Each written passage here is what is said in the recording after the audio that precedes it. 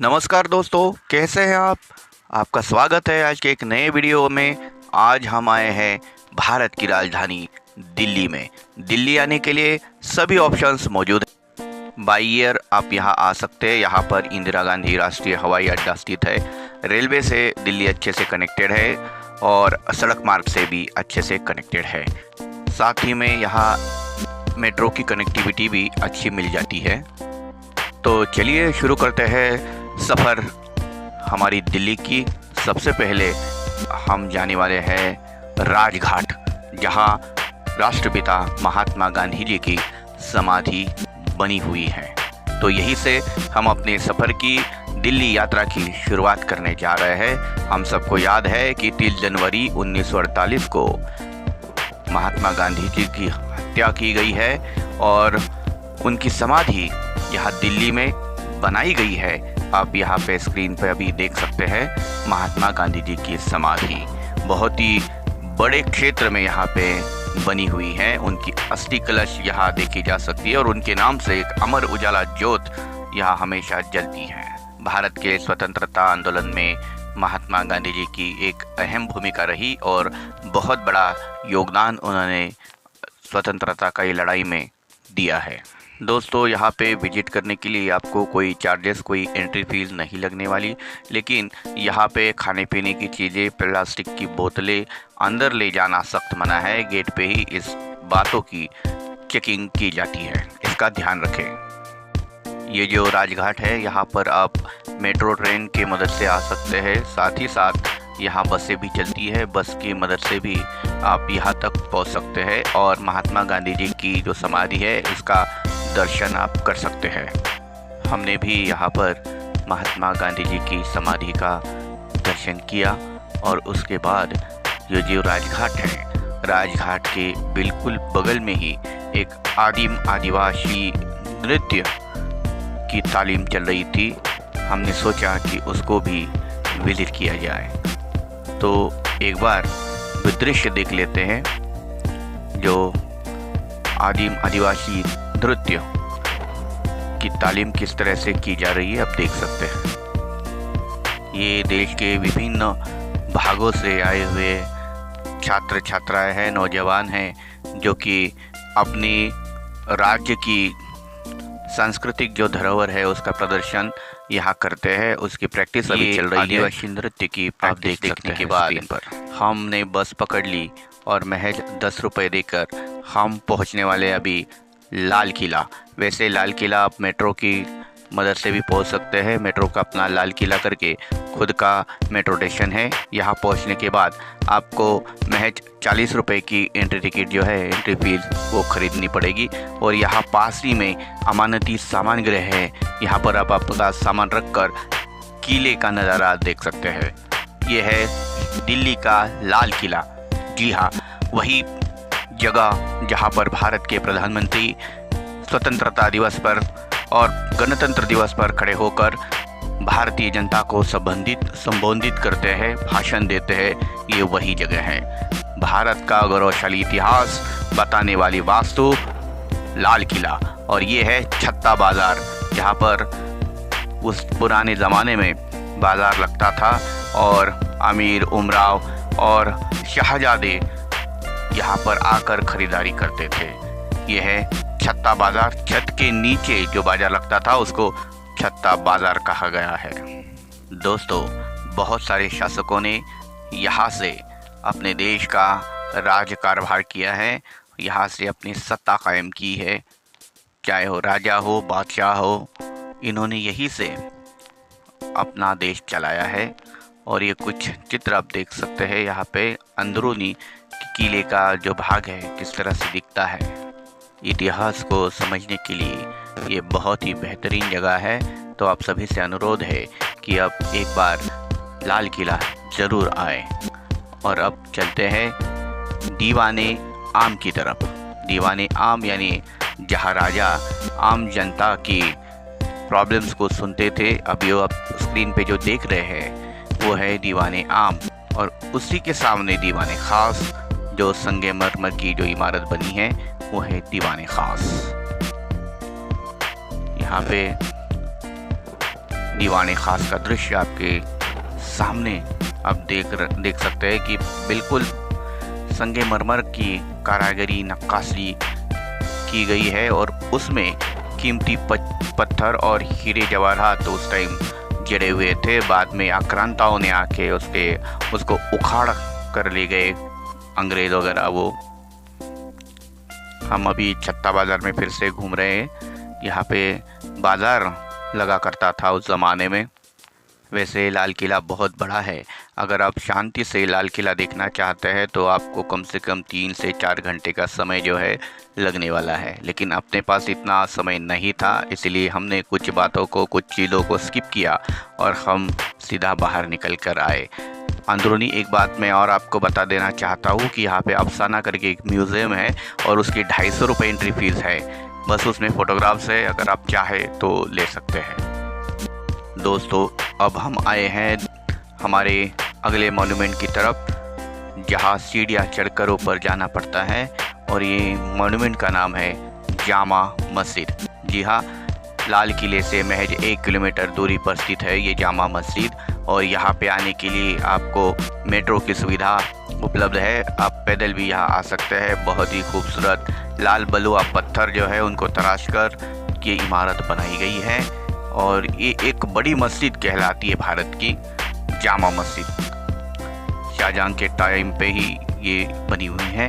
और अब हम आए हैं इंडिया गेट, जो बहुत ही पॉपुलर है और बहुत बड़े एरिया में सेक्रेटरीट के बिल्कुल सामने बना हुआ है इंडिया गेट। यहाँ पे भी आप आइए, आपकी फ़ोटो तस्वीरें खींचिए और दिल्ली की जो यात्रा है उसको आप यादगार बनाइए। कोई एंट्री फीस नहीं है इसकी, आप आराम से यहाँ पे घूम सकते हैं। India gate.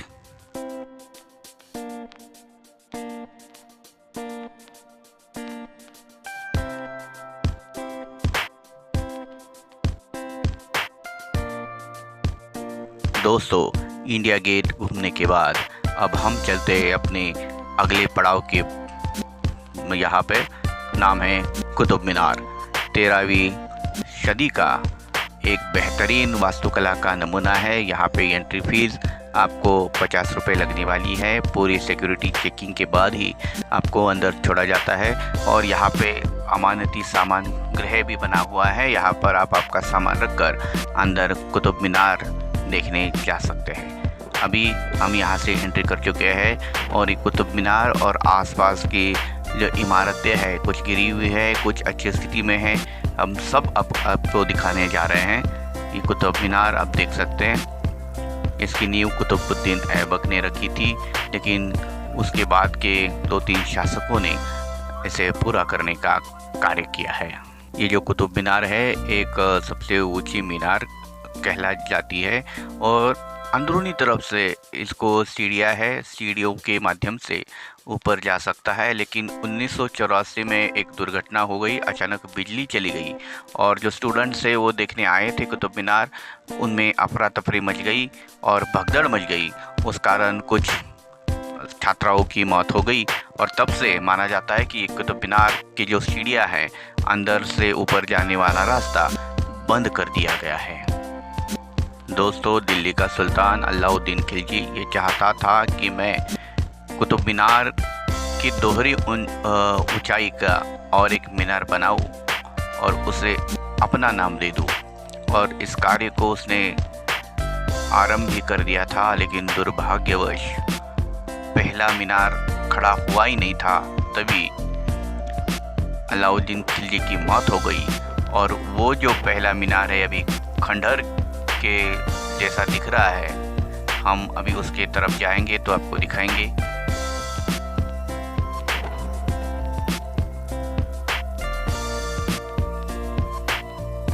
तो दोस्तों, ये है सुल्तान अलाउद्दीन खिलजी द्वारा आधा अधूरा निर्मित उसका कुतुब मीनार की दोहरी ऊंचाई का बनाने वाला वो जो मीनार है, उसका ये पहली मंजिल आधी अधूरी आप देख रहे हैं। उसका कार्य पूरा नहीं हो सका क्योंकि अलाउद्दीन खिलजी की मौत हो गई।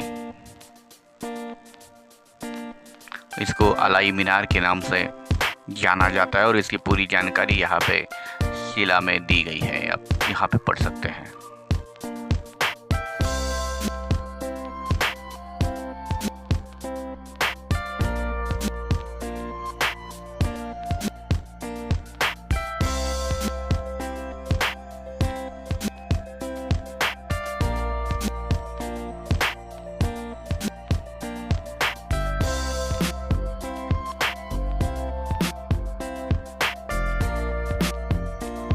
इसके अलावा यहाँ पे एक सभा मंडप भी बना हुआ है और उसके बीचों बीच एक लोह का स्तंभ बना है।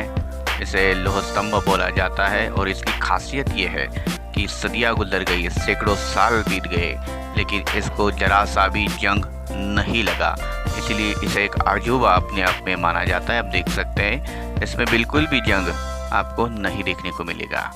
उसके बाद हम आए हैं एक और वर्ल्ड क्लास साइट, हुमायूं का मकबरा। यहाँ पे भी आपको 50 रुपये का एंट्री फीस देना है और सामान रखने के लिए यहाँ पे भी आपको क्लॉक रूम मिलेगा एट फ्री ऑफ कॉस्ट। और उसके बाद आप हुमायूं का मकबरा देखने के लिए जा सकते हैं। ये ताजमहल जो है, ताजमहल इसी से कॉपी किया गया है ऐसा माना जाता है, क्योंकि ये ताजमहल से पहले बना हुआ है हुमायूं का मकबरा।